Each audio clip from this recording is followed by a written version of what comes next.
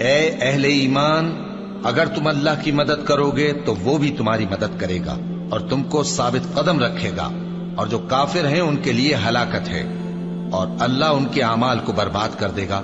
یہ اس لیے کہ اللہ نے جو چیز نازل فرمائی انہوں نے اس کو ناپسند کیا، تو اللہ نے ان کے اعمال اکارت کر دیے۔ کیا انہوں نے ملک میں سیر نہیں کی تاکہ دیکھتے کہ جو لوگ ان سے پہلے تھے ان کا انجام کیسا ہوا؟ اللہ نے ان پر تباہی ڈال دی، اور اسی طرح کا عذاب ان کافروں کو بھی ہوگا۔ یہ اس لیے کہ جو مومن ہیں ان کا اللہ کارساز ہے اور کافروں کا کوئی کارساز نہیں۔